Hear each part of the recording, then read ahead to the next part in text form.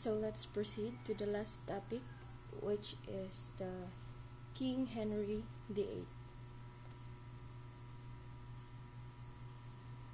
This is King Henry VIII, and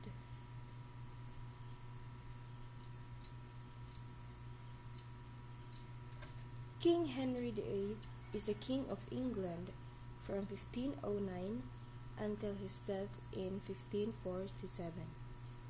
He is best known for his 6 marriages, and in particular his efforts to have his first marriage to Catherine of Aragon annulled. His disagreement with Pope Clement VII about such an annulment led Henry to initiate the English Reformation, separating the Church of England from papal authority. He appointed himself supreme head of the Church of England and dissolved convents and monasteries, for which he was excommunicated. Henry is also known as the father of the Royal Navy, increasing its size from a few to more than 50 ships, and established the Navy Board.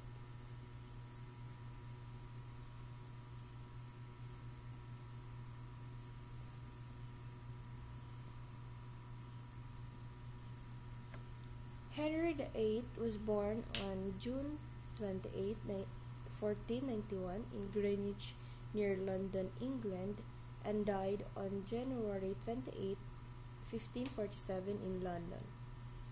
His 6 wives are Catherine of Aragon, the mother of the future Queen Mary I, Anne Boleyn, the mother of the future Queen Elizabeth I, Jane Seymour, the mother of Henry's successor, Edward VI, Anne of Cleves, Catherine Howard, and Catherine Parr.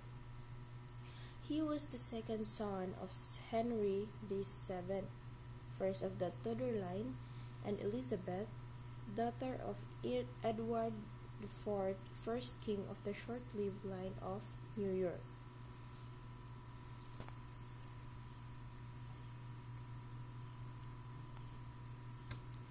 Henry is known for his radical changes to the English Constitution, ushering in the theory of the divine right of king. He also greatly expanded royal power during his reign. He frequently used charges of treason and honestly to quell dissent, and those accused were often executed without a formal trial by means of bills of attainder. He achieved many of his political aims through the work of his chief ministers, some of whom were banished or executed when they fell out of his favor. Thomas More, Thomas Cromwell, Richard Rich, and Thomas Cranmer all figured prominently in his administration.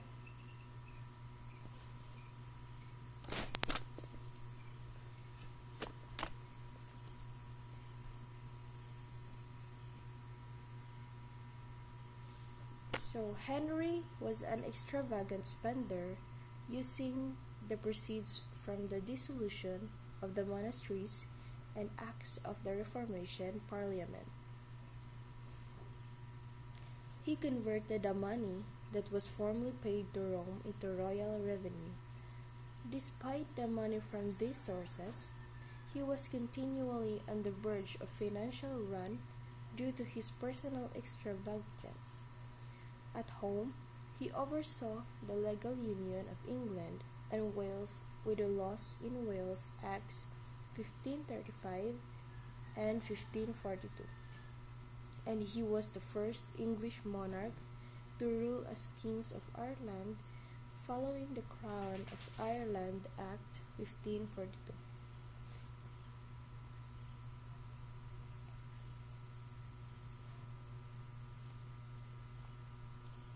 Henry's contemporaries considered him an attractive, educated, and accomplished king. He has been described as one of the most charismatic rulers to sit on the English throne, and his reign has been described as the most important in English history. He was an author and composer. As he aged, he became severely overweight and his health suffered. He is frequently characterized in his latter wife as a lustful, egotistical, paranoid, and tyrannical monarch. He was succeeded by his son Edward VI.